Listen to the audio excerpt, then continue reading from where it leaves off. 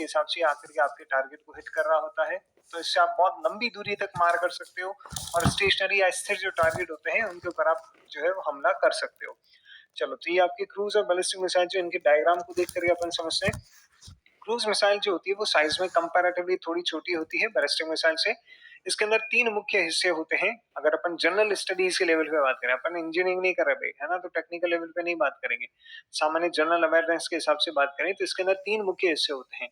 सबसे आगे की तरफ होता है क्रूज मिसाइल के अंदर उसका गाइडेंस सिस्टम, जो उसको गाइड करने का काम करता है, टारगेट की तरफ उसको लेकर जाने का काम करता है। क्रूज मिसाइल में गाइडेंस सिस्टम बहुत बहुत बहुत ज्यादा इंपॉर्टेंट होता है, क्योंकि वही है जो टारगेट को कंटिन्यूअसली आपका लॉक करके रखेगा, टारगेट तक मिसाइल को लेके जाएगा। उसके जस्ट पीछे की तरफ होता है वॉरहेड या युद्ध भार। ये विस्फोटक पदार्थ होता है सामान्यतः आपका, ठीक है, जो वहां पे जाकर के ब्लास्ट करता है जब वो टकराती है मिसाइल अपने टारगेट से तब। और वॉरहेड के पीछे लगा हुआ होता है आपका जेट इंजन। क्रूज मिसाइल्स में कौन सा इंजन लगा हुआ होता है? जेट इंजन काम में लिया जाता है, ठीक है। तो ये आपकी क्रूज मिसाइल का स्ट्रक्चर कुछ इस टाइप का होता है। वहीं पे बात करें बैलिस्टिक मिसाइल का, तो बैलिस्टिक मिसाइल के स्ट्रक्चर के अंदर आपके रॉकेट इंजन काम में लिया जाता है। रॉकेट इंजन की अलग अलग स्टेजेस होती है, first stage, second stage, third stage. और उसके ऊपर जो लगा हुआ होता है वो कहलाता है आपका री एंट्री व्हीकल, क्योंकि ये वो हिस्सा होता है जो वापस से एटमॉस्फेयर में री एंट्री करता है। याद है आपको, अभी वीडियो में आपने देखा होगा। तो जो ये वापस से एटमॉस्फेयर में री एंट्री करता है इसे कहा जाता है री एंट्री व्हीकल। और इसमें आगे की तरफ लगा हुआ होता है आपका युद्ध भार या फिर वॉरहेड, जो जाकर के आपके टकराता है टारगेट से। और इस वॉरहेड के पीछे की तरफ हल्का फुल्का सा छोटा मोटा सा गाइडेंस सिस्टम लगा हुआ होता है। बैलिस्टिक मिसाइल के अंदर गाइडेंस सिस्टम उतना क्रूशल नहीं होता है जितना कि बैलिस्टिक सॉरी क्रूज मिसाइल में होता है। इंपॉर्टेंट होता है, गाइडेंस सिस्टम डेफिनेटली इंपॉर्टेंट रहेगा कोई सी भी मिसाइल हो, लेकिन बैलिस्टिक मिसाइल में उतना ज्यादा क्रूशल नहीं होता है जितना कि क्रूज मिसाइल के अंदर होता है। कि साहब क्रूज मिसाइल में तो गाइडेंस सिस्टम ही है सबसे सर्वे सर्वा, इसमें ऐसा नहीं होता। इसमें बस गाइडेंस सिस्टम का रोल ये होता है कि आपकी मिसाइल या ये जो आपका री एंट्री व्हीकल है इसको आपके उस निश्चित पथ पर बनाए रखे, ठीक है, दैट्स इट। इसका इतना सा ही रोल होता है। अब आपको वो सब निश्चित पथ पे तो वैसे ही आ जाएगा, ग्रेविटी के हिसाब से आएगा ही, वो तो ठीक है। पर भाई साहब अगर वहां पे हवा चल रही है तो मामला सारा गड़बड़ हो जाएगा ना। भाई तुमने तो इसको 500 किलोमीटर 600 किलोमीटर की डिस्टेंस से फेंक दिया। अब 500 किलोमीटर दूर वहां पे किस टाइप से आपकी क्या वेदर कंडीशन है तुमको थोड़ी पता है। और आपने अगर कभी क्रिकेट या बैडमिंटन खेला हो हवा के अंदर, तेज हवा में, तो आपको बहुत अच्छे से पता है कि आप जब हवा आपके अगेंस्ट होती है तो आप बॉल फेंकते हो तो जहां तक सोचते हो उतनी दूरी पे नहीं जाती, वो पहले ही गिर जाती है। हवा आपके फेवर में है तो बॉल आगे जाके गिर जाएगी, हवा इधर की है तो इधर चली जाएगी, बॉल हवा इधर की है तो इधर चली जाएगी, तो टारगेट मिस कर जाएगा ये। तो आपका गाइडेंस सिस्टम उसको जो है वो टारगेट को सॉरी आपकी जो मिसाइल है या फिर जो वॉरहेड है युद्ध बार, उसको टारगेट की तरफ बनाए रखता है, ठीक है। तो इसके अंदर इंपॉर्टेंट रोल होता है पर क्रूज मिसाइल जितना क्रूशल रोल भी नहीं होता है। तो इसमें वॉरहेड है और फिर गाइडेंस सिस्टम लगा हुआ होता है। इसको कंबाइनली कहा जाता है आपके री एंट्री व्हीकल। फिर आपके रॉकेट इंजन इसमें काम में लिया जाता है, फर्स्ट स्टेज, सेकंड स्टेज और थर्ड स्टेज। समझ में आ गया? ये भी आपने वीडियो के अंदर देखा भी था तो आपको आराम से ध्यान रहेगी चीज। चलो, ये डायग्राम बनाना दोनों, और क्रूज मिसाइल को बैलिस्टिक मिसाइल से थोड़ा साइज में छोटा बनाना भाई, ठीक है।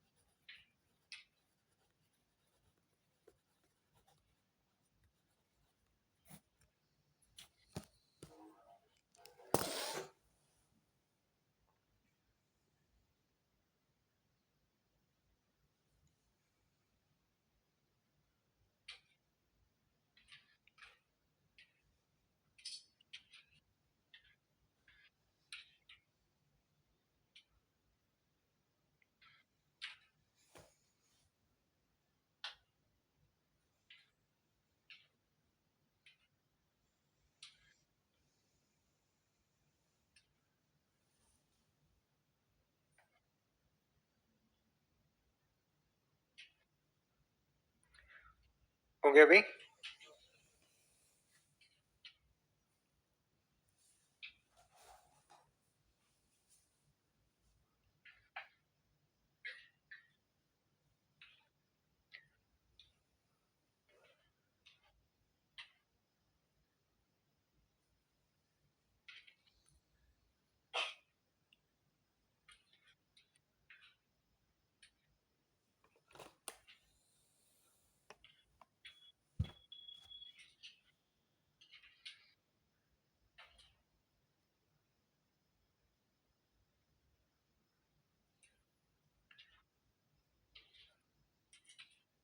चलो, अब एक पॉइंट था इसके अंदर जिसको अपन थोड़ा सा समझते हैं कि क्रूज मिसाइल्स के अंदर जेट इंजन का उपयोग किया जाता है, वहीं पे बैलिस्टिक मिसाइल्स के अंदर रॉकेट इंजन का उपयोग किया जाता है। वैसे ये समझने लायक कुछ है नहीं इसके अंदर, आपके काम का नहीं है, आपको सिर्फ पता होना चाहिए, वो आपको पता चल गया।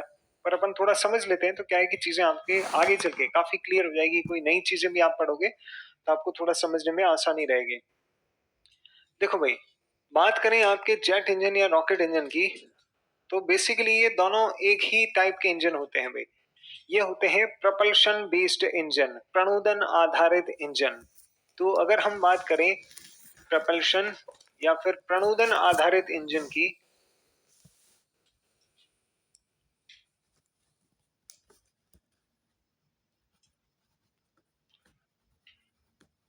तो ये दो टाइप के होते हैं भाई। एक होते हैं आपके जेट इंजन और एक होते हैं आपके रॉकेट इंजन।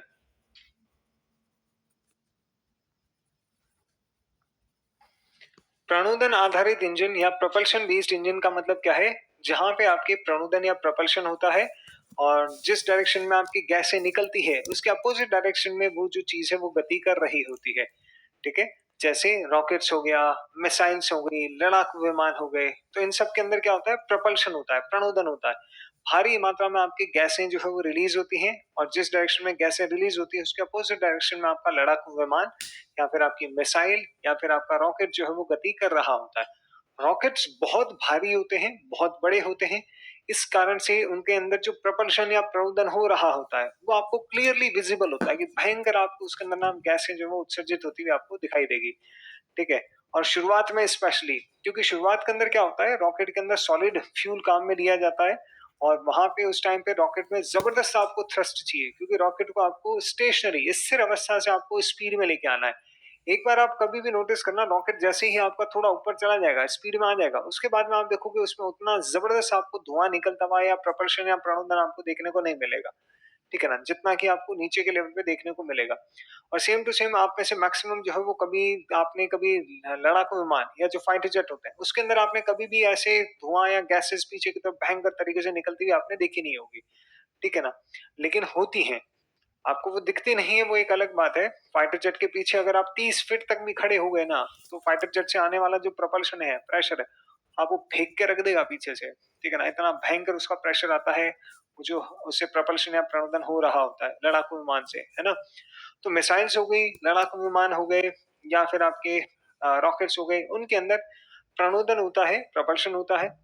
प्रणोदन आधारित इंजन 2 टाइप के होते हैं।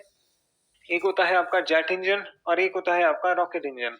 अब बात करते हैं जेट इंजन की। ये जेट इंजन कहाँ पे काम में लिया जाता है? तो नाम अपने आप में बता रहा है, ये जो जेट इंजन है ये फाइटर जेट्स में, लड़ाकू विमानों के अंदर काम में लिया जाता है और इसको काम में लिया जाता है क्रूज मिसाइल्स में। ठीक है? वहीं पे बात करें रॉकेट इंजन की, तो रॉकेट इंजन जो है इसको रॉकेट्स में, प्रक्षेपण यान में काम में लिया जाता है, जैसे पीएसएलवी और जीएसएलवी। और साथ ही साथ में इसको बैलिस्टिक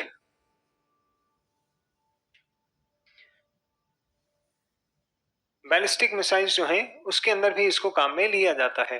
ठीक है? तो जेट इंजन फाइटर जेट्स में काम में लिए जाते हैं और क्रूज मिसाइल्स में काम में लिए जाते हैं।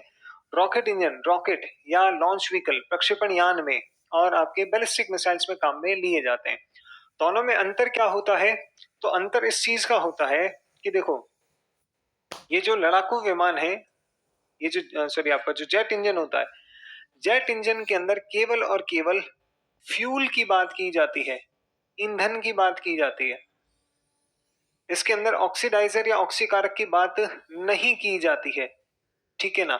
जबकि रॉकेट इंजन की जब भी बात की जाती है तो इसके अंदर हमेशा फ्यूल के साथ साथ ऑक्सीडाइजर या ऑक्सीकारक की भी बात की जाती है। ऐसा क्यों? ऐसा इसलिए क्योंकि ये जो जेट इंजन होता है इसमें प्रणोदन या प्रपल्शन होता है, ठीक है। लेकिन ये जेट इंजन फाइटर जेट लड़ाकू विमानों में और क्रूज मिसाइल्स में काम में लिया जाता है जो एटमॉस्फेयर से बाहर नहीं जाते हैं, ये एटमॉस्फेयर के अंदर ही गति करते हैं। तो इसके अंदर ईंधन के दहन यानी कि फ्यूल के कंबशन के लिए हमारे को जो ऑक्सीजन की जरूरत होती है वो ऑक्सीजन एटमॉस्फेयर से ही ले ली जाती है, ताकि आपका इंजन का साइज छोटा रहे, इंजन ज्यादा बल्कि और भारी नहीं हो और आपके लड़ाकू विमान जो है वो हल्के रहें और बहुत तेजी से वो गति कर सकें। तो जेट इंजन जो होता है ये लड़ाकू विमान और क्रूज मिसाइल्स में लगाया जाता है जो कि एटमॉस्फेयर में ही रहते हैं। इस कारण से जेट इंजन के अंदर केवल और केवल फ्यूल की बारे में बात होती है। इसमें अलग से ऑक्सीडाइजर जो होता है उसके बारे में बात नहीं होती है। यहाँ पे ऑक्सीजन की जो जरूरत है इस ईंधन के दहन के लिए या फ्यूल के कंबशन के लिए जेट इंजन के अंदर वो एटमॉस्फेयर से ही ले ली जाती है। इसीलिए आगे जब अपन लड़ाकू विमानों को देखेंगे ना तो मैं आपको दिखाऊंगा हर लड़ाकू विमान में आपको नोजल्स दिखेंगे जहां से बाहर की एयर जो है वो आपके अंदर की तरफ ली जा रही होती है, ठीक है। और वहीं पे बात करें रॉकेट इंजन की, तो रॉकेट इंजन काम में लिया जाता है रॉकेट्स में, प्रक्षेपण यान में और आपके बैलिस्टिक मिसाइल्स में। ये दोनों एटमॉस्फेयर को क्रॉस करके बाहर जाते हैं और जब ये एटमॉस्फेयर को क्रॉस करके बाहर जाते हैं तो वहां पे अगर आपको प्रणोदन या प्रपल्शन करवाना है तो ईंधन के दहन के लिए आपको ऑक्सीजन की भी जरूरत पड़ेगी और वो ऑक्सीजन वहां पे आपको वायुमंडल नहीं होने के कारण से बाहर से अवेलेबल नहीं हो पाएगी। तो इसलिए आपको ऑक्सीजन का जुगाड़ साथ में लेके जाना पड़ता है जिसको अपन क्या बोलते हैं, ऑक्सीडाइजर, ऑक्सीकारक। याद है अपन ऑलरेडी स्पेस टेक्नोलॉजी में इसके बारे में बातचीत कर चुके। तो जो आपका रॉकेट इंजन होता है उसमें ईंधन के साथ साथ ऑक्सीकारक की भी बात की जाती है, उसका भी पूरा का पूरा सेटअप होता है। इसी कारण से रॉकेट इंजन जो होते हैं वो साइज के अंदर कंपैरेटिवली काफी बड़े होते हैं, बहुत ज्यादा कॉम्प्लेक्स होते हैं, जटिल होते हैं और बहुत भारी होते हैं, ठीक है। इसीलिए आपके बैलिस्टिक मिसाइल या रॉकेट जो होते हैं वो काफी बड़े और आपको काफी जटिल टेक्नोलॉजी वाले मिलेंगे और काफी पावरफुल भी होते हैं। ऑब्वियस सी बात है काफी दूरी तक आपके जा सकते हैं। तो ये इन दोनों में फर्क रहता है। अब एक और चीज जो अपन इसके बारे में बात करेंगे वो जस्ट आपके एक्स्ट्रा नॉलेज के लिए है। ये जो जेट इंजन होता है ना ये बहुत अलग अलग टाइप के होते हैं भाई। Turbo jet engine, turbo fan engine, turbo prop engine, RAM jet engine और स्क्रैम जेट इंजन, ठीक है ना। ये जो जेट इंजन होते हैं ये कई प्रकार के होते हैं आपके। आपको बस ये नाम सुनने हैं, ये कोई अपन इंजीनियरिंग नहीं कर रहे हैं, हम लोग पढ़ते हैं इंजीनियरिंग के अंदर, आपको नहीं पढ़ना है। बस मैं आपको कुछ एडिशनल चीजें बता रहा हूँ ताकि आपको कभी भी आगे समझने में दिक्कत नहीं आए, ठीक है। जेट इंजन बहुत टाइप के होते हैं आपके, स्पेशली 4-5 टाइप के होते हैं। जैसे टर्बो जेट इंजन हो गया जो सामान्यतः लड़ाकू विमानों में काम में लिया जाता था पुराने टाइम के अंदर, आज भी छोटी मोटी जगह पे काम में लिया जाता है। फिर आता है टर्बो फैन इंजन। आपने सिविलियन प्लेन अगर देखे हो तो सिविलियन प्लेन में उनके जो विंग्स होते हैं प्लेन के उसके ऊपर बड़े बड़े फैन लगे हुए देखे हैं आपने, बड़े बड़े पंखे, वो टर्बो फैन इंजन होता है भाई, ठीक है। फिर आपने अभी के टाइम में टर्बो प्रॉप इंजन भी काम में लिए जाते हैं लड़ाकू विमानों में, ठीक है। तो ये तो आपके नॉर्मल वाले हो गए। एडवांस लेवल के, बहुत एडवांस लेवल के अगर अपन जेट इंजन की बात करें तो वो होता है रैम जेट इंजन और स्क्रैम जेट इंजन। अगर आपको किसी भी मिसाइल को, क्रूज मिसाइल को या किसी भी लड़ाकू विमान को सुपरसोनिक स्पीड पे लेके जाना है, यानी कि ध्वनि की रफ्तार से भी तेज, कि साहब वो 1234 किलोमीटर प्रति घंटे की रफ्तार से भी ज्यादा तेज चले, तो फिर आपको उस रैम जेट इंजन की जरूरत पड़ती है।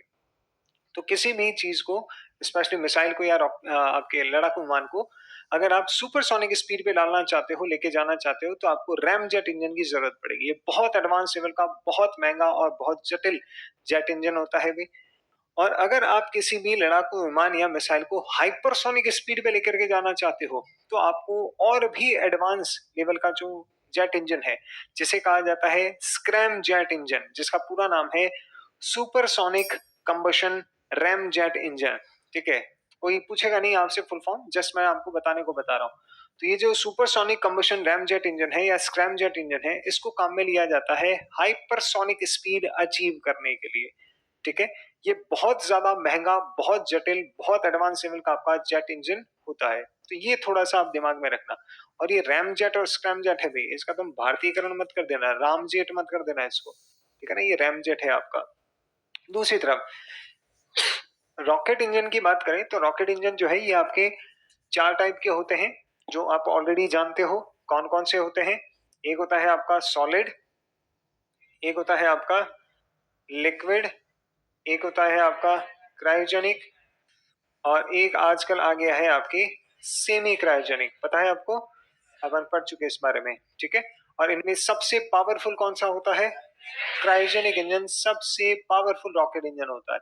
बस ये कुछ एक आपकी चीजें हैं जो आपके ध्यान में अगर रहेंगी तो काम आपका थोड़ा-सा ईज़ी रहेगा आगे चल कर के, ठीक है? तो बैलिस्टिक मिसाइल क्योंकि आपके एटमॉस्फेयर को क्रॉस करके जाती हैं बाहर, फिर वापस से उसका वॉरहेड वापस आता है, वो एक अलग बात है, लेकिन मिसाइल बाहर जाती है, इसलिए वहां पे प्रणोदन की या प्रपल्शन के लिए उसको ऑक्सीजन की जरूरत अलग से पड़ती है, इसीलिए उसमें काम में लिया जाता है रॉकेट इंजन। वहीं पे क्रूज मिसाइल जो होती है उनके अंदर काम में लिया जाता है आपका जेट इंजन, क्योंकि वो आपके एटमॉस्फेयर में ही रहती है, वो तो सतह के बिल्कुल नजदीक चलती है सामान्यतः। चलो, तो ये आपके पथ के आधार पर मिसाइलों के प्रकार, क्रूज मिसाइल और बैलिस्टिक मिसाइल, और सबसे इंपॉर्टेंट ही यही वर्गीकरण है भाई। क्रूज और बैलिस्टिक का समझने का मामला है, ये समझ में आ गया तो आपको मिसाइल्स जो हो सारी की सारी एक तरीके से समझने के लेवल पे समझ में आ गई, ठीक है? बाकी वाला तो बस पता होना चाहिए, हाँ भाई परास के आधार पे ये है, स्पीड के बेसिस पे ये है, समझने की जो चीज है वो आपकी ये है।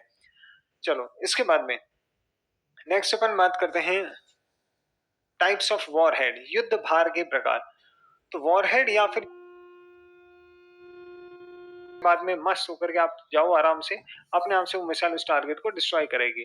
अब ये क्योंकि मिसाइल की बात हो रही है तो थोड़ा सा मुश्किल रहता है समझना। मैं आपको सामान्य से शब्दों में अगर अपन समझें इसको एग्जांपल से लेकर के, तो आप अगर कभी भी कोई बड़े रेस्टोरेंट्स के अंदर या फिर कोई आपके क्लब क्लब के अंदर अगर आप कभी खाना खाने या घूमने गए हो, तो नाइट में क्या होता है कि भाई वहां पे थोड़ा लाइट वाइट डिम की भी होती है, म्यूजिक व्यूजिक चल रहा होता है, शोर थोड़ा ज्यादा होता है, भीड़ थोड़ी ज्यादा होती है, तो इसके कारण से कहना है कि आपने मान लो कोई रिजर्वेशन करवाया हुआ है आपकी सीट का या नहीं भी करवाया हुआ है, तो आप मान लो 2-3 दोस्त से गए वहां पे। अब वहां पे आप देखते हो भाई बैठने की जगह कहाँ पे है, तो लिमिटेड सी जगह होती है। अब मान लो कोई जगह खाली हुई या कोई टेबल खाली है, तो वो जो मैनेजर होता है ना वहां पे, क्योंकि इतनी भीड़ है, तो मैनेजर क्या होता है कि जैसे ही आपकी कोई टेबल वहां पे खाली हुई और अंधेरा है हल्का सा, तो उनके पास में होती है लेजर, और वो लेजर से आपको पॉइंट आउट करके बता देते हैं, सर वो जो टेबल है वो वहां पे खाली है, ठीक है, आप वहां पे चले जाइए, वहां पे वो वेटर आपको मिल जाएगा, वो आपको बैठा देगा। तो उसने क्या किया, लेजर से आपको एक बार पॉइंट करके बता दिया कि वो जगह आपके लिए, ठीक है। वरना क्या होता है, उतने भीड़ के अंदर वो कहता है मैनेजर तुम्हारे साथ में वहां पे आएगा बैठाएगा, इससे अच्छा आपको बता दिया उसने, वहां पे वेटर ऑलरेडी है जो आपको वहां पे बैठा देगा, कोई दिक्कत नहीं है उसके अंदर। वो लेजर से आपको जैसे उसने आपका टारगेट बताया, उसके बाद में आप अपने आप वहां पे चले जाते हो। वैसे के वैसे मिसाइल्स को भी लेजर की सहायता से एक बार टारगेट बता दिया जाता है, देन मिसाइल उस टारगेट को लॉक कर लेती है और फिर उसी डायरेक्शन में आगे भाग जाती है। जैसे इसका एग्जांपल है आपके लाहट नाम की मिसाइल। लाहट का पूरा नाम है laser homing anti tank missile, ये हमने इसराइल से ली हुई है भाई, ठीक है। तो ये आपके इसका एग्जांपल है। फिर है आपके हीट या इंफ्रारेड बेस्ड गाइडेंस सिस्टम, ऐसा गाइडेंस सिस्टम जिसमें हीट को सेंस करने की एबिलिटी होती है, या फिर इंफ्रारेड अवरक्त तरंगों को डिटेक्ट करने की एबिलिटी होती है। कोई भी अगर गर्म वस्तु है, हीटेड ऑब्जेक्ट है, तो वो इंफ्रारेड रेडिएशन अवरक्त तरंगे उत्सर्जित करता भी। आप में से जो साइंस है वो जानते हैं, कोई भी अगर हीटेड ऑब्जेक्ट है, गर्म कोई भी वस्तु है, ठीक है, वो इंफ्रारेड रेडिएशन जनरेट करता है भाई, उससे उत्सर्जित होती है इंफ्रारेड या अवरक्त तरंगे। तो ये ऐसे गाइडेंस सिस्टम होते हैं जो हीट को, ऊष्मा के स्रोत को या फिर इंफ्रारेड रेडिएशन को डिटेक्ट कर लेता है, और उसके बाद में अगर आपने बता दिया कि ये हीट का सोर्स है, ये तेरा टारगेट है, तो अब ये मिसाइल लॉक कर लेती है और अब उसी के पीछे आपके भागती रहेगी। ये बहुत एडवांस लेवल के आपके गाइडेंस सिस्टम होते हैं। सामान्यतः इनका उपयोग किया जाता है एंटी एयरक्राफ्ट मिसाइल्स के अंदर, ऐसे मिसाइलें जो लड़ाकू विमानों को डिस्ट्रॉय करने के लिए काम में ली जाती है। क्योंकि लड़ाकू विमान में पीछे की तरफ होता है जेट इंजन, जिससे निकल रही होती है जबरदस्त आपके गर्म और दाबित गैसें, और वो जो आपका हीट का सोर्स है, आपने आपकी मिसाइल को बताया कि ये जो हीट का सोर्स है ना, ये तेरा टारगेट है। अब वो मिसाइल उस टारगेट को लॉक कर लेती है और उसी के पीछे आपकी मिसाइल जो वो भागती रहेगी। अब जहां जहां आपका कहता ना वो फाइटर जेट जाएगा, वो मिसाइल अपने आप से अपना रास्ता उसके पीछे पीछे बदलती रहेगी, क्योंकि उसने टारगेट को लॉक कर लिया। उसका टारगेट कौन है? वो जो हीट का सोर्स है वो है, ठीक है ना। अब लड़ाकू विमान जो अपने इंजन को तो बंद करने से रहा, तो ये कोई सड़क तो है नहीं कि भाई तुम झाड़ियों में ले जाके गाड़ी को तुमने खड़ा कर दिया, इंजन को बंद कर दिया। तो हवा के अंदर है, आप इंजन को बंद भी करोगे तो भी हीट तो रहेगी वहां पे, तो वो तो डिटेक्ट करके आएगा, आराम से आएगा, कोई दिक्कत नहीं। और फिर भी गलत फहमी हो, नहीं नहीं हम तो बंद कर देंगे, तो करके कितनी देर करोगे? 5 सेकंड 10 सेकंड करोगे, उसके बाद तो तुम्हारे को वापस से उसको स्टार्ट करना ही पड़ेगा। तो वो चीज रहती है ना। तो इसके अंदर बिल्कुल भी उल्टा इसके अंदर चकमा देने की भी कुछ तकनीक होती है। हालांकि ऐसी मिसाइल्स को चकमा देना बहुत बहुत बहुत ज्यादा मुश्किल होता है, बट हाँ ठीक है, होते हैं, छोटे मोटे सिस्टम से होते हैं। ठीक है, तो हीट या इंफ्रारेड बेस्ड गाइडेंस सिस्टम, ये हमारे यहाँ पे नाग नाम की एक मिसाइल है जिसके बारे में आगे अपन पढ़ेंगे। जो एंटी टैंक गाइडेड मिसाइल है उसके अंदर हीट या इंफ्रारेड बेस्ड बहुत एडवांस लेवल का गाइडेंस सिस्टम हमने काम में लिया हुआ है। उसके बाद में है सैटेलाइट या जीपीएस या नाविक बेस्ड गाइडेंस सिस्टम। ये ऐसे गाइडेंस सिस्टम होते हैं जिनके अंदर या तो सैटेलाइट से आपको डायरेक्टली फीड मिल रहा होता है, या जीपीएस या नाविक के सैटेलाइट से आपको कोऑर्डिनेट्स दे दिए जाते हैं। ठीक है, कि जैसे मान लो आपको फॉर एग्जांपल आपको कराची का पोर्ट उड़ाना है, तो कराची का पोर्ट को यहाँ से वहां तो जाने से रहा, वो पोर्ट तो वहां का वहां ही रहेगा। तो आपने जो बैलिस्टिक मिसाइल इधर से लॉन्च की, क्योंकि बैलिस्टिक मिसाइल लंबी दूरी की होती है, तो वो कराची तक पहुंच पाएगी। क्रूज मिसाइल सामान्यतः लंबी दूरी की नहीं होती भाई, इतनी लंबी दूरी की नहीं होती। तो आपने इधर से बैलिस्टिक मिसाइल को जब लॉन्च किया, तो आप उस कराची पोर्ट का क्या कर दो, उसको कोऑर्डिनेट दे दो कि तेरे को यहाँ जाना है। तो उसको पता चल गया मेरे को यहाँ जाना है, उसका सिस्टम अपने आप से अपना कैलकुलेशन कर लेगा और उसी हिसाब से फिर वो क्या करेगा, उस मिसाइल को आपका लॉन्च करेगा। तो अगर तुमने मेरे को एक बार बता दिया कि सब बॉल जो है वो यहाँ पे इसको फेंकनी है या फिर बॉल वहां पे फेंकनी है, तो फिर मैं बॉल को उसी हिसाब से उसी डायरेक्शन में उसी स्पीड से फेंकूंगा। यहाँ पे फेंकनी है तो मैं कम स्पीड से इस डायरेक्शन में ऐसे फेंकूंगा, और अगर उधर फेंकनी है मेरे को लंबी दूरी तक फेंकनी है तो मैं फिर उतना ही जोर लगा के उसी डायरेक्शन में उसी हिसाब से बॉल फेंकूंगा। एग्जैक्टली वैसे ही आपकी मिसाइल उस हिसाब से लॉन्च हो जाती है जिस हिसाब से आप उसको जीपीएस या नाभिक के कोऑर्डिनेट्स देते हो कि इतने इतने डिग्री नॉर्थ, इतने इतने डिग्री ईस्ट, ये आपके कोऑर्डिनेट्स हैं, यहाँ पे मिसाइल को जाके हिट करना है, बस हो गया काम खत्म। या फिर कुछ मिसाइल्स ऐसी होती हैं जो सैटेलाइट बेस्ड होती है, जहां पे सैटेलाइट से डायरेक्ट उसको फीड मिल रही होती है। जैसे फॉर एग्जांपल यूएसए द्वारा अफगानिस्तान के अंदर, इराक के अंदर, जब आपके या पाकिस्तान के अंदर जब ड्रोन हमले किए जाते हैं, ड्रोन स्ट्राइक्स की जाती है, तो वहां पे इन मिसाइल्स को काम में लिया जाता है। होता क्या है कि ड्रोन जो यूएसए का वहां पे घूम रहा है अफगानिस्तान के ऊपर, उस पे लगी हुई है मिसाइल।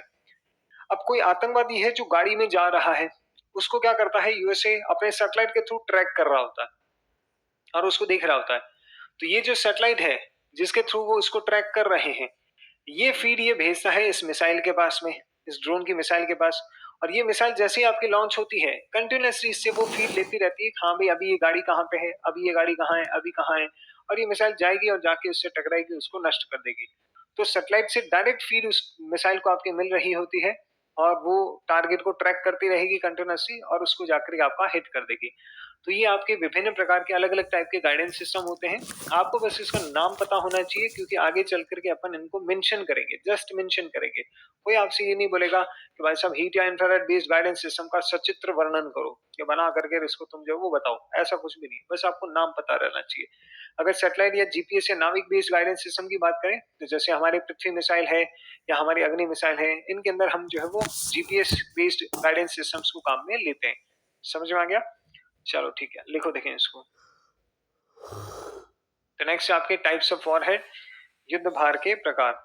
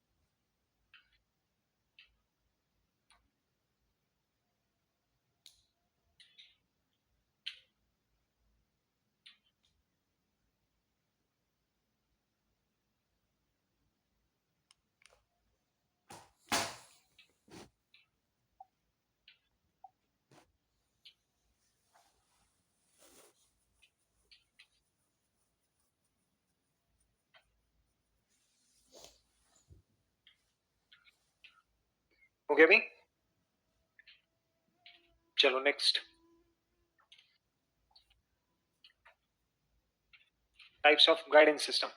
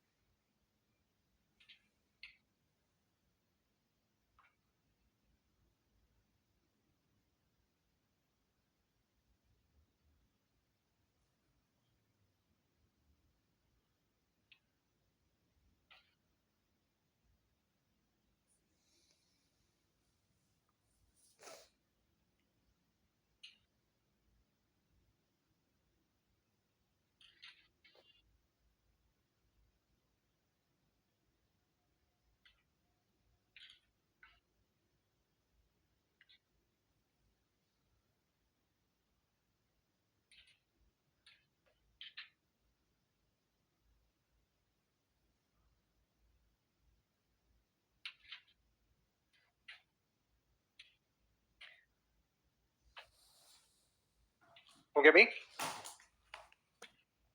चलो, तो ये अपन ने बेसिक बातें करी है मिसाइल के बारे में कि मिसाइल क्या होती है, कितने टाइप की होती है, लेकिन सबसे इंपॉर्टेंट चीज़ ही यही है भाई। ये जो अभी तक अपन ने चीज़ें पढ़ी है, इन सबको याद रखना, बहुत अच्छे से याद रखना, ठीक है? यही काम आएगी आगे सारी की सारी कि भई प्रक्षेपण मोड के आधार पे मिसाइलें कितने टाइप की होती हैं, आपके गति के आधार पे, स्पीड के बेसिस पे कितने टाइप की होती है, रेंज, परास के आधार पे कितने टाइप की होती है, आपके पथ के आधार पर कितने टाइप की होती है, उपयोग के आधार पे, यूटिलिटी के बेसिस पे कितने टाइप की होती है, कौन-कौन सी, कितने टाइप के वॉरहेड्स होते हैं, किस टाइप के वॉरहेड्स हैं, कितने टाइप के आपके गाइडेंस सिस्टम होते हैं, बस ये आपको दिमाग में रखना है। आगे सारी बातें यही होगी भाई, ठीक है? चलो, अब अपन बात करते हैं भारत के मिसाइल कार्यक्रम के बारे में। भारत का जो मिसाइल प्रोग्राम है, उसका नाम है IGMDP, integrated guided missile development programme, समन्वित निर्देशित प्रक्षेपास्त्र विकास कार्यक्रम, आईजीएमडीपी। ये जो भारत का मिसाइल कार्यक्रम है, इसकी शुरुआत होती है 1983 में, 1983 के अंदर। डॉक्टर एपीजे अब्दुल कलाम सर जो हैं, उनके द्वारा ये प्रोग्राम जो है, उनकी लीडरशिप में चलाया जाता है और ये प्रोग्राम 2008 तक चलाया गया। 2008 में इसको बंद कर दिया गया। तो आईजीएमडीपी कार्यक्रम की शुरुआत 1983 में डॉक्टर एपीजे अब्दुल कलाम के नेतृत्व में हुई। IGMDP was started in 1983 under the leadership of doctor APJ Abdul Kalam, ठीक है? फिर ये जो हमारा आईजीएमडीपी प्रोग्राम था, इसका उद्देश्य क्या था? तो इसका उद्देश्य था भारत को मिसाइल टेक्नोलॉजी के फील्ड में पहले तो आत्मनिर्भर बनाना, क्योंकि अभी तक हम बहुत सारी मिसाइलों को बाहर से ही खरीद रहे थे और मिसाइल्स जो होती हैं वो किसी भी कंट्री के ऑफेंस और डिफेंस दोनों के लिए बहुत ज्यादा इंपॉर्टेंट होती है भाई। ऑफेंस का मतलब होता है दुश्मन पर हमला करना और डिफेंस का मतलब होता है खुद पर बचाव करना। बचाव करने का मतलब क्या है? अगर आपके पास में अच्छी पावरफुल मिसाइल्स होती हैं तो दुश्मन आप पे हमला करने से पहले 10 बार सोचता है कि यार कि इधर गए ना तो ढंग से मार पड़ेगी हमारे को। तो मिसाइल्स किसी भी और सबसे कम रिस्की होता है कि भाई आप अपनी आर्मी को भेजोगे, एयरफोर्स को भेजोगे, सरासर रिस्क होता है। भाई अगर मान लो फॉर एग्जांपल जैसे अभी अपन लाहौर को अटैक कर रहे हैं, तो लाहौर को अटैक करने के लिए या तो एक काम करो, आप आपकी आर्मी को भेजो, तो आर्मी पूरा रास्ता कवर करते हुए जाएगी, बीच में हमारे कुछ लोग शहीद होंगे, हम उनके कुछ लोगों को मारेंगे, तब जाके आप लाहौर में किसी एरिया को जो है अटैक कर पाओगे। चलो, इससे बेटर तरीका क्या है? जैसे आप एयरफोर्स को लेके आओ, लड़ाकू विमान जाएंगे, फाइटर जेट जाएंगे और जाकर के आपके जो है धनाधन वहां पे बॉम्बिंग करके आ जाएंगे, मिसाइल सॉरी आपका कुछ फायरिंग करके आ जाएंगे। लेकिन उसमें भी रिस्क है, दुश्मन डिटेक्ट कर सकता है, मिसाइल लॉन्च कर सकता है, कुछ भी कर सकता है। सबसे बढ़िया काम क्या है? यहीं पे बैठे बैठे मिसाइल को लॉन्च करो, मिसाइल जाएगी आपकी और आराम से उस जगह को आपके डिस्ट्रॉय कर देगी। डिटेक्ट हो गई मिसाइल, बीच में पाकिस्तान ने मान लो रोक भी लिया, तो क्या दिक्कत है? दूसरी लॉन्च कर दो, तीसरी लॉन्च कर दो। इंसान तो नहीं गया ना आपका, छोटा मोटा पैसा ही गया, उसमें क्या दिक्कत है? वरना आर्मी में आपके देखोगे इक्विपमेंट्स रखते हैं आपके, अच्छे खासे टाइम लगता है, सैनिक शहीद होंगे। एयरफोर्स के अंदर आपका फाइटर जेट हो सकता है वो कतई नुकसान में आ जाए, पायलट आपका जो वो नुकसान के अंदर आ जाए। यहाँ पे कोई आपका नुकसान है नहीं, मिसाइल है, फेंक के मारो, कोई टेंशन नहीं। तो मिसाइल्स किसी भी कंट्री के ऑफेंस और डिफेंस के लिए सबसे इंपॉर्टेंट चीज होती है, सबसे मतलब सबसे। आर्मी, एयरफोर्स और नेवी के बाद में अगर आप बात करोगे किसी भी चीज की, इक्विपमेंट की, तो कुछ आप टैंक होना चाहिए, ये होना चाहिए, वो होना चाहिए, नहीं, सबसे इंपॉर्टेंट है मिसाइल। तो मोस्ट ऑफ केसेस में हम जो मिसाइल्स हैं उस टाइम पे बाहर से परचेज कर रहे थे। ऑब्वियसली बात है कि हमारे को बेसिक लेवल पे तो आत्मनिर्भर होना ही चाहिए। तो वही इस प्रोग्राम का आपके उद्देश्य था कि भारत को मिसाइल टेक्नोलॉजी की फील्ड में पहले तो आत्मनिर्भर बनाना और उसके बाद में एडवांस लेवल पर भारत को लेके जाना, उन्नत स्तर पर लेकर जाना। तो इस कार्यक्रम का उद्देश्य मिसाइल तकनीक के क्षेत्र में भारत को आत्मनिर्भर एवं उन्नत बनाना था। The objective of this programme was to make India self dependent and advanced in field of missile technology. ये जो आईजीएमडीपी प्रोग्राम है, इस प्रोग्राम की जिम्मेदारी डीआरडीओ नाम के ऑर्गेनाइजेशन को दी गई। डीआरडीओ का पूरा नाम है defence research and development organisation. DRDO ने आईजीएमडीपी प्रोग्राम के तहत 5 मिसाइल्स का निर्माण किया और ये 5 मिसाइल्स हैं आपके पृथ्वी, अग्नि, त्रिशूल, आकाश और नाग। ये जो 5 मिसाइल हैं, केवल ये 5 मिसाइलें ही भारत के मिसाइल कार्यक्रम के तहत बनाई गई हैं भाई। इसके अलावा डीआरडीओ ने बहुत सारी मिसाइल्स बनाई हैं। इंडिया के अंदर 99.99% मिसाइल्स जो है ना, वो सारी डीआरडीओ ने बनाई भी है। लेकिन वो सारी मिसाइलों में से केवल 5 मिसाइलें जो हैं, पृथ्वी, अग्नि, त्रिशूल, आकाश और नाग, केवल ये 5 हैं जो आईजीएमडीपी प्रोग्राम या भारत के मिसाइल कार्यक्रम के तहत बनाई गई हैं। समझ में आया? अब अपन बात करते हैं एक एक करके इन मिसाइल्स के बारे में। सबसे पहले बात करते हैं पृथ्वी मिसाइल के बारे में। तो देखना भाई, अभी तक अपन ने जो चीजें पढ़ी है वही चीजें एज इट इज यहाँ पे आपके बहुत सिंपल तरीके से काम में आएगी। देखना भाई, सबसे पहले पृथ्वी मिसाइल के बारे में बात करें तो यह डीआरडीओ द्वारा आईजीएमडीपी के तहत विकसित की गई। सतह से सतह पर वार करने वाली कम दूरी की बैलिस्टिक मिसाइल है, short range ballistic missile. It is a surface to surface short range ballistic missile developed by DRDO under IGMDP. फिर यह एक युद्धक मिसाइल है जो परंपरागत हथियार को ले जाने में सक्षम है। It is a tactical missile which is capable of carrying conventional warheads, और इसके अंदर जो गाइडेंस सिस्टम काम में लिया गया है वो है आपका इनर्शियल नेविगेशन सिस्टम। ठीक है, तो ये आपकी पृथ्वी मिसाइल के बारे में बातचीत हुई। अब इसको देख करके तुमको लग रहा होगा यार ये इतना सब कुछ रटना पड़ेगा क्या? कुछ नहीं रटना, बहुत इजी है आपका, बहुत सिंपल है। अपन एक पैटर्न बना रहे हैं और अपन जितनी भी मिसाइल्स के बारे में बात करेंगे आपको ये पैटर्न हमेशा दिमाग के अंदर रखना है मोस्ट ऑफ मिसाइल्स के लिए, ठीक है ना। और ये पैटर्न क्या है, अभी तक जो अपन ने बातें पढ़ी वो ही बात करेंगे भाई। सबसे पहली चीज तो कि भाई इस मिसाइल को किसने बनाया, तो इंडिया में 99.99% मिसाइल जो है ना वो सारी बना रखी है डीआरडीओ ने, लेकिन उनमें से केवल 5 मिसाइल्स ऐसी हैं जो आईजीएमडीपी के तहत बनाई गई हैं। तो अगर आप पृथ्वी के लिए बात कर रहे हो, पृथ्वी, अग्नि, त्रिशूल, आकाश और नाग, तो उनके लिए आईजीएमडीपी की भी बात कर लेना। तो डीआरडीओ द्वारा आईजीएमडीपी के तहत विकसित, इसमें कुछ भी रटने का है नहीं, डीआरडीओ ने बनाई है तो वो आपको बताना ही चाहिए उसके अंदर। अब देखना, हमने एक चीज पढ़ी थी, प्रक्षेपण मोड के आधार पर मिसाइलों के प्रकार, याद है आपको? Types of missile on the basis of launch mode. देखना भाई, क्या हमने उसके बारे में बात करी है यहाँ पे? ठीक है। फिर हमने बात करी थी पथ के आधार पर मिसाइलों के प्रकार, types of missile on the basis of path, cruise या बैलिस्टिक, याद आ रहा है आपको? देखो देखें, वो हमने बात करी है क्या यहाँ पे? उसके बाद में हमने बात करी थी कि पथ के आधार पर जो मिसाइल्स होती हैं दो टाइप की होती हैं, एक होती है क्रूज, एक होती है बैलिस्टिक। बैलिस्टिक मिसाइल का वर्गीकरण सामान्यतः परास के आधार पर किया जाता है, याद है? जनरली उनको क्लासिफाई करते हैं रेंज के बेसिस पे। और परास के आधार पे मिसाइलें चार टाइप की होती हैं, short range, medium range, intermediate range और इंटरकॉन्टिनेंटल, अंतर महाद्वीपीय, याद है आपको? देखो देखें, वो भी हमने यहाँ पे बात करी है क्या, कि परास के आधार पर मिसाइलों के प्रकार। आ गया? उसके बाद में हमने देखा था उपयोग के आधार पर मिसाइलों के प्रकार, दो टाइप की होती है, टेक्टिकल और स्ट्रेटेजिक, युद्धक और सामरिक। देखो देखें, ये आ गया क्या यहाँ पे? उसके बाद में हमने बात करी थी टाइप्स ऑफ वॉरहेड, युद्ध भार के प्रकार। कितने टाइप के होते हैं? दो, परंपरागत और गैर परंपरागत, कन्वेंशनल और नॉन कन्वेंशनल। देखो देखें, यहाँ पे वो भी नाम आ गया क्या? और एक बात बताओ, युद्धक मिसाइल जो होती है, टैक्टिकल मिसाइल, वो सामान्यतः कौन से हथियार ले जा सकती है? बस वही तो लिखा है हमने यहाँ पर। और उसके बाद में हमने बात करी थी types of guidance system, guidance system के प्रकार। तो हमने बात करी थी कि साहब पृथ्वी और अग्नि मिसाइल जो है उसके अंदर सैटेलाइट या जीपीएस या नाविक बेस्ड गाइडेंस सिस्टम काम में लिया गया है। नेविगेशन सिस्टम या नौवहन तंत्र जो होता है वो किससे चलता है भाई? ट्रक से चलता है कि बस से चलता है कि उपग्रह से चलता है? पक्का उपग्रह से चलता है ना? हाँ, तो बस उपग्रह या सैटेलाइट बेस्ड जो आपका इनर्शियल नेविगेशन सिस्टम है वो इसके अंदर, उसका नाम है थोड़ा सा अलग से। तो इनर्शियल नेविगेशन सिस्टम जो है, जो सैटेलाइट आधारित होता है, वो गाइडेंस सिस्टम इसमें काम में लिया गया है। तो अपन ने जो चीजें पढ़ी है ना वही चीजें हैं, बस उसको अपन ने फैंसी वर्ड्स के अंदर यहाँ पे लिख दिया है। देखना, डीआरडीओ द्वारा आईजीएमडीपी के तहत विकसित सतह से सतह पर वार करने वाली कम दूरी की बैलिस्टिक मिसाइल है। आपने हर टाइप की जो वर्गीकरण या क्लासिफिकेशन है सारा अपन ने देख लिया, तो आपको हमेशा यही बात करनी है किसी भी मिसाइल के लिए। दिमाग में पैटर्न बैठा लो, सबसे पहले तो किसने बनाई है, सब डीआरडीओ ने बनाई है, ठीक है। उसके बाद में प्रक्षेपण मोड के आधार पर कैसी मिसाइल है, तो सब सतह से सतह पर वार करने वाली मिसाइल है। पथ के आधार पर कैसी मिसाइल है, तो क्रूज है कि बैलिस्टिक, तो बैलिस्टिक मिसाइल है। बैलिस्टिक का वर्गीकरण परास के आधार पर करते हैं, गति के आधार पे, तो सब परास के आधार पे, रेंज के बेसिस पे। तो रेंज के बेसिस पे एक ऐसी मिसाइल है तो शॉर्ट रेंज, कम दूरी की है या कम परास की है। उसके बाद में उपयोग के आधार पर मिसाइल कैसी है, ये दो टाइप की होती है, युद्धक और सामरिक। ये कैसी है, ये युद्धक मिसाइल है। हथियार या युद्ध भार की बात करें तो कैसे हथियार ले जा सकती है, तो देखो युद्धक मिसाइल है तो युद्धक मिसाइल सामान्यतः परंपरागत हथियार या फिर कन्वेंशनल वॉरहेड ले जा सकती है, तो वो आ गया। और फिर आपकी गाइडेंस सिस्टम के बारे में बात होगी। तो एक पैटर्न है, आपने बना लिया, आपको फिर किसी भी मिसाइल के अंदर ये रटने की जरूरत नहीं पड़ेगी कि यार ना मेरे को इसमें क्या क्या लिखना है, वो सब आपको पता है कि यार इन इन पॉइंट्स के बारे में मेरे को इसमें लिखना है। तो it is a surface to surface short range ballistic missile, यानी कि SRBM, short range ballistic missile, developed by DRDO under IGMDP.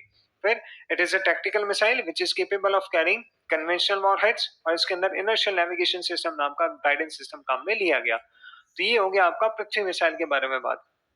अब ये जो पृथ्वी मिसाइल है, इसकी अगर अपन क्षमता की बात करें या रेंज की बात करें, तो ये जो पृथ्वी मिसाइल है इसके तीन वर्जन, तीन संस्करण बनाए गए हैं, पृथ्वी फर्स्ट, पृथ्वी सेकंड और पृथ्वी थर्ड।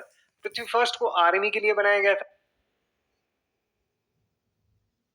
क्षमता की बात करें या रेंज की बात करें तो ये जो पृथ्वी मिसाइल है इसकी,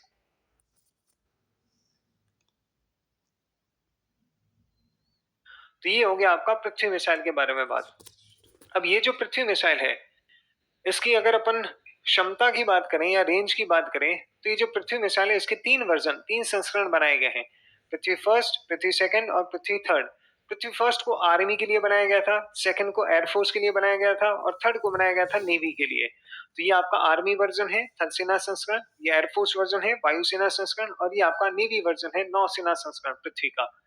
फिर इनकी रेंज कितनी है? तो पृथ्वी फर्स्ट की रेंज है आपकी 150 से 250 किलोमीटर, पृथ्वी सेकंड की रेंज है 250 से 350 किलोमीटर और पृथ्वी थर्ड की रेंज है 350 से 600 किलोमीटर। यानी कि ओवरऑल अगर अपन पृथ्वी की रेंज की बात करें तो 150 से 600 किलोमीटर इसकी रेंज है। समझ में आया गरीबों? हाँ। फिर कोई एक्स्ट्रा पॉइंट है इसके अंदर, कोई विशेष बात है? बिल्कुल है साहब। पृथ्वी फर्स्ट मिसाइल जो है इसके बारे में स्पेशल बात क्या है, तो इसका जो एडवांस वर्जन है उसका नाम हमने रखा है प्रहार और प्रनाश। इसके जो उन्नत संस्करण हमने विकसित किए हैं वो प्रहार और प्रनाश नाम से विकसित किए हैं। पृथ्वी सेकंड के बारे में कोई स्पेशल बात है क्या? बिल्कुल है साहब। पृथ्वी सेकंड मिसाइल जो है इसको 2004 के अंदर इंडियन एयरफोर्स ने इंडियन आर्मी को ट्रांसफर कर दिया, भारतीय थल सेना को इसको स्थानांतरित कर दिया। क्यों? क्योंकि इंडियन एयरफोर्स को ये पृथ्वी मिसाइल जो है किसी काम की नहीं थी। क्योंकि पृथ्वी मिसाइल जो है ये एक सरफेस टू सरफेस मिसाइल है, सतह से सतह पर वार करने वाली मिसाइल है। इसका एयरफोर्स को क्या यूज है? तो एयरफोर्स को जो मिसाइल मेनली काम में आती है वो या तो आती है एयर टू एयर या फिर आती है एयर टू सरफेस। ठीक है ना? सरफेस टू सरफेस मिसाइल का एयरफोर्स को क्या लेना देना? ये तो आर्मी के लिए काम का है मेनली। तो फिर एयरफोर्स ने कहा यार हमारे देखो इतना कुछ काम आ नहीं रही है, तुम जाओ तो तुम ले लो। आर्मी ने कहा दे दो, कोई दिक्कत नहीं है। तो 2004 के अंदर ये जो आपके पृथ्वी 2 मिसाइल है इसको इंडियन एयरफोर्स ने इंडियन आर्मी को, भारतीय थल सेना को स्थानांतरित कर दिया। फिर रिसेंटली 2019 के आसपास डीआरडीओ ने इस पृथ्वी सेकंड मिसाइल को मॉडिफाई कर दिया और जहां पे शुरुआत में पृथ्वी फर्स्ट, सेकंड और थर्ड ये जो मिसाइल्स हैं ये केवल परंपरागत हथियारों को ले जाने के हिसाब से बनाई गई थी। रिसेंटली डीआरडीओ ने पृथ्वी सेकंड को मॉडिफाई कर दिया और इसको अब परमाणु हथियार ले जाने में सक्षम बना दिया है। अब इसके ऊपर आप न्यूक्लियर वेपन्स जो वो तैनात कर सकते हो, पृथ्वी फर्स्ट और थर्ड पे नहीं, केवल पृथ्वी सेकंड पे। तो now it is capable of carrying nuclear warheads. अब यह परमाणु हथियार ले जाने में सक्षम है। ठीक है। फिर बात करें पृथ्वी थर्ड की, इसके बारे में कोई स्पेशल बात है? बिल्कुल साहब। पृथ्वी थर्ड जो है इसका एक दूसरा नाम भी है भाई, वो है धनुष। इंडियन नेवी पृथ्वी थर्ड को धनुष नाम से ऑपरेट करती है। वो इसको पृथ्वी थर्ड नहीं बोलते, वो क्या बोलते हैं? धनुष बोलते हैं इसको। तो ये हमारी पृथ्वी मिसाइल जो कि एक शॉर्ट रेंज बैलिस्टिक मिसाइल है, सतह से सतह पर वार करने वाली, जिसकी रेंज है आपके 150 से 250, 250 से 350 और 350 से 600 किलोमीटर। ठीक है, समझ में आ गया? चलो लिखो देखें इसको। तो नेक्स्ट आप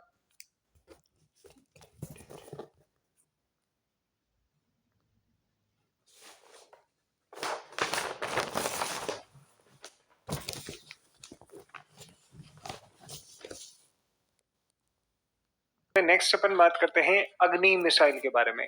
ठीक है। तो अग्नि मिसाइल जो है वो पृथ्वी की ही बड़ी बहन है भाई, ये देखना आप, अब वो समझ में आएगा। चलिए नेक्स्ट है आपके अग्नि मिसाइल। अग्नि मिसाइल जो है वही पैटर्न से अपन बात करेंगे भी। डीआरडीओ द्वारा आईजीएमडीपी के तहत विकसित सतह से सतह पर वार करने वाली एक अंतर महाद्वीपीय बैलिस्टिक मिसाइल है। It is a surface to surface intercontinental ballistic missile developed by DRDO under IGMDP. वो सारी चीजें आगे भी किसने बनाया? डीआरडीओ ने। फिर on the basis of launch mode, प्रक्षेपण मोड के आधार पर कैसी मिसाइल है? सतह से सतह पर वार करने वाली। पथ के आधार पर, on the basis of path, कैसी है? क्रूज है या बैलिस्टिक? तो बैलिस्टिक, बैलिस्टिक का वर्गीकरण या क्लासिफिकेशन रेंज के बेसिस पे किया जाता है या स्पीड के बेसिस पे? रेंज, परास के आधार पे। तो ये एक इंटरकॉन्टिनेंटल, अंतर महाद्वीपीय बैलिस्टिक मिसाइल है। उसके बाद में यह एक सामरिक मिसाइल है। It is an strategic missile. याद है, उपयोग के आधार पे मिसाइलें दो टाइप की होती है, युद्धक और सामरिक, टैक्टिकल और स्ट्रेटेजिक।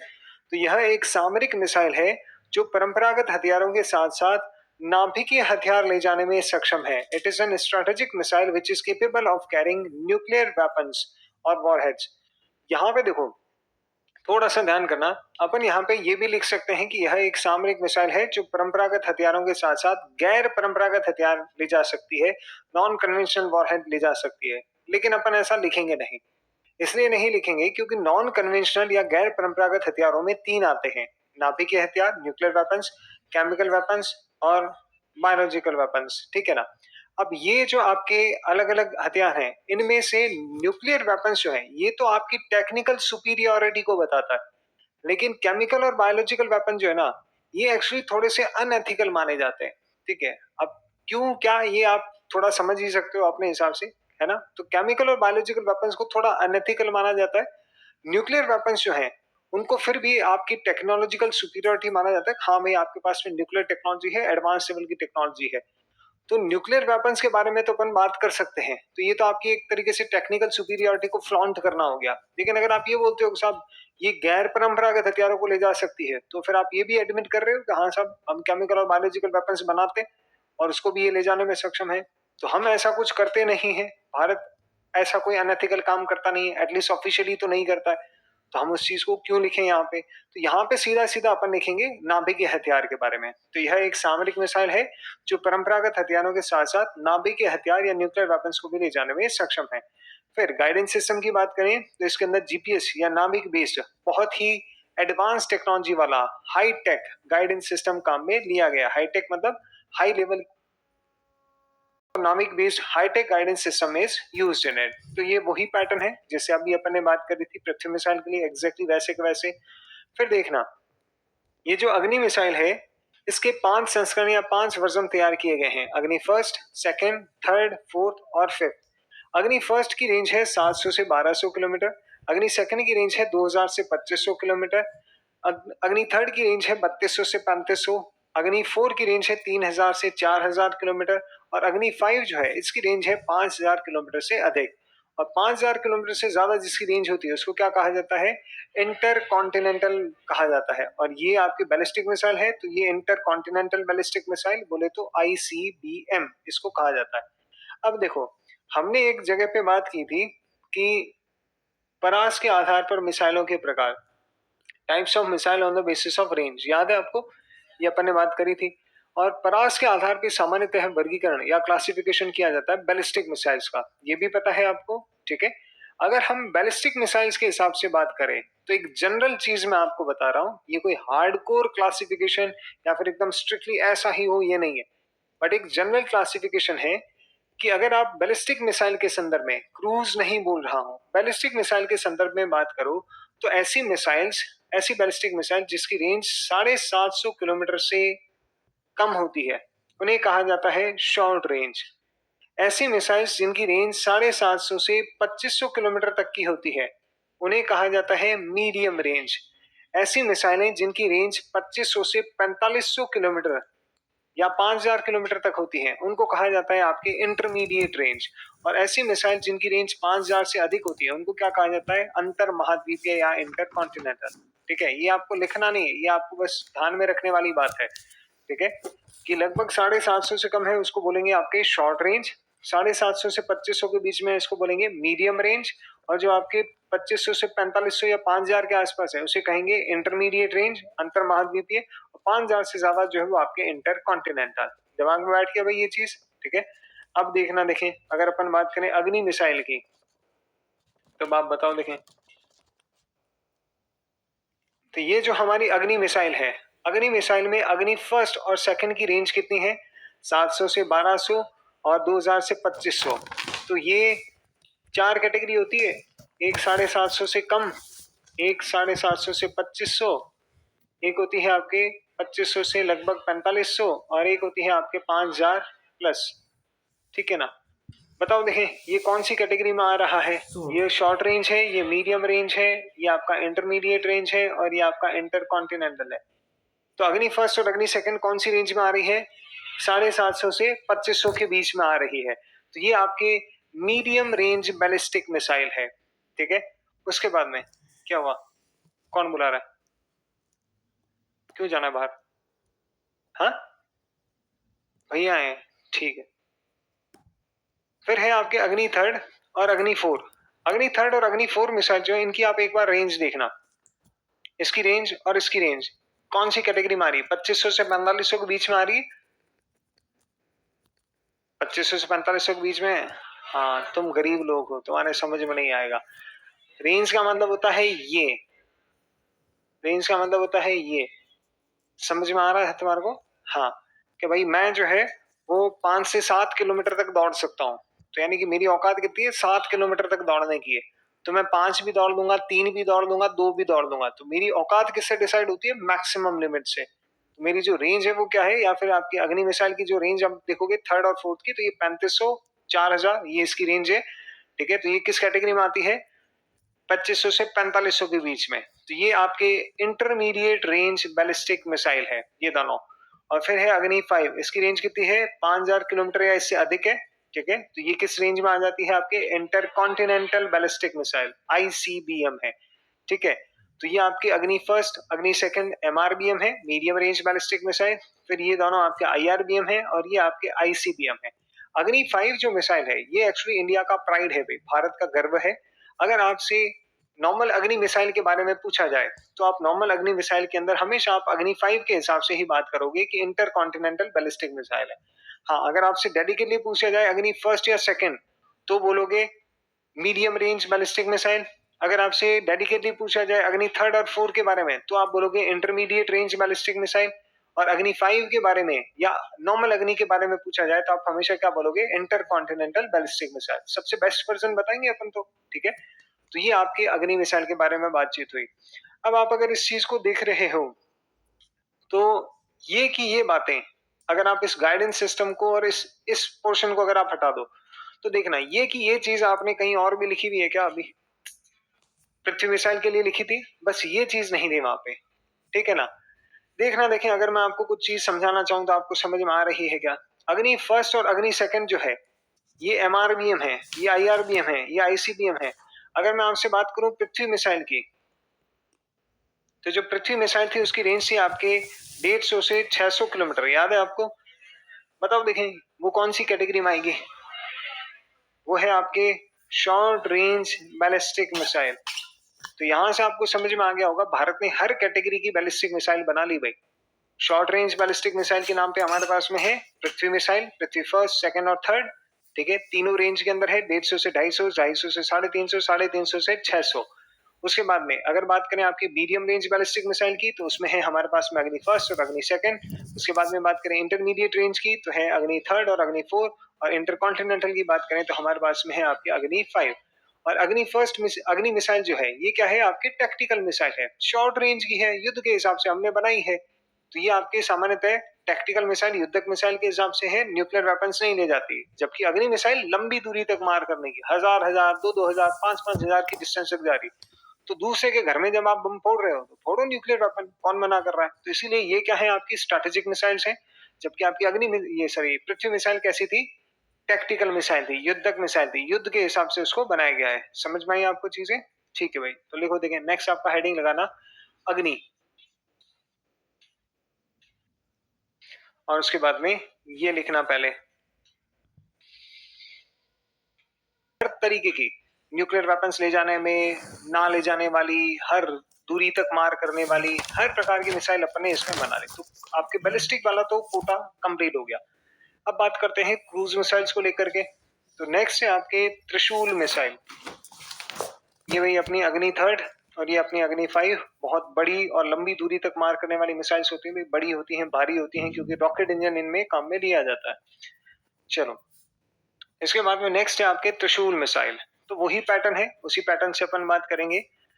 तो त्रिशूल मिसाइल जो है यह डीआरडीओ द्वारा आईजीएमडीपी के तहत विकसित सतह से हवा में वार करने वाली, सरफेस टू सरफेस तो अपन सारी कंप्लीट कर चुके भाई, सतह से हवा में वार करने वाली एक क्रूज मिसाइल है। और क्रूज मिसाइल का वर्गीकरण किया जाता है गति के आधार पर, on the basis of speed. तो ये एक सुपरसोनिक क्रूज मिसाइल है।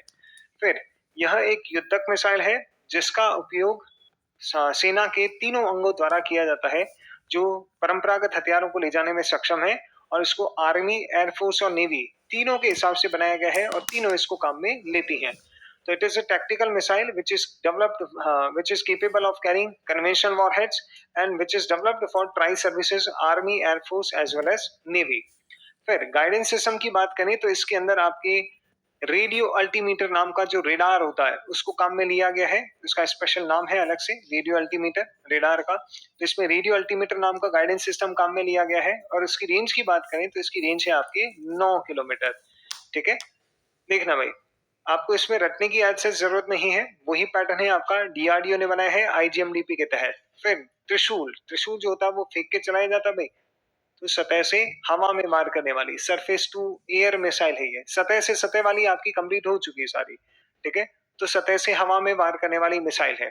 अब सतह से हवा में यानी कि दुश्मन के किसी लड़ाकू विमान या हेलीकॉप्टर को या ड्रोन को मारने के लिए होगी ये मिसाइल। अब हवा में जो भी टारगेट होता है वो कोई स्टेशनरी टारगेट होता है क्या?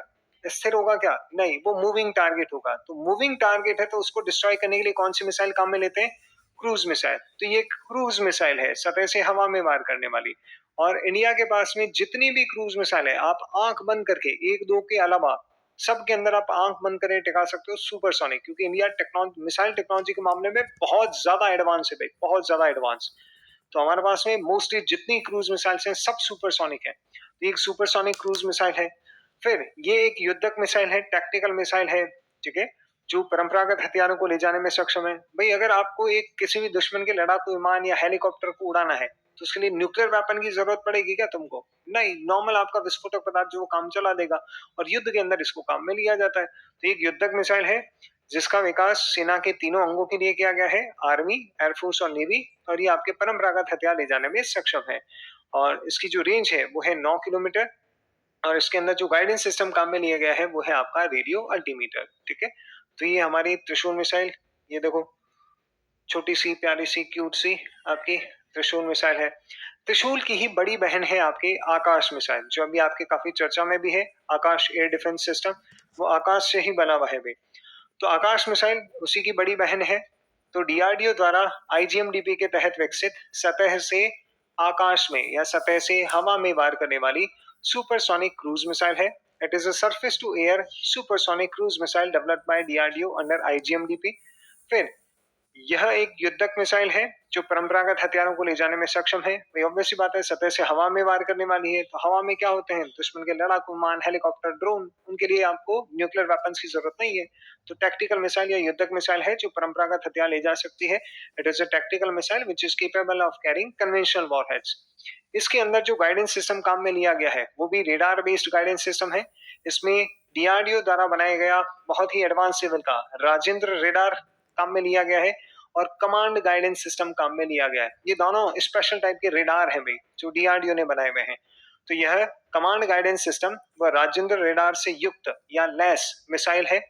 It is equipped with command guidance system and Rajendra radar. और उसकी रेंज की बात करें तो देखो, त्रिशूल की रेंज थी 9 किलोमीटर और ये जो आकाश मिसाइल है ये उससे आगे की मिसाइल है भाई, उससे बड़ी मिसाइल है। इसकी रेंज है आपके 30 किलोमीटर। ठीक है, तो इसकी रेंज आपके 30 किलोमीटर है। और ये आपके आकाश मिसाइल जो रिसेंटली आपके आकाश एयर डिफेंस सिस्टम के रूप में काम में ली जा रही है। आकाश एयर डिफेंस सिस्टम, हमारे ऊपर कोई हवाई हमला करने आता है, दुश्मन का ड्रोन, दुश्मन का कोई लड़ाकू विमान या हेलीकॉप्टर, तो ये आकाश मिसाइल जाती है, जाके उसको टकरा करके उसको डिस्ट्रॉय कर देती है, नष्ट कर देती है। तो अभी के टाइम में ये आपकी चर्चा में भी है, तो आपको थोड़ा आइडिया भी रहेगा। चलो ये दोनों लिखो देंगे।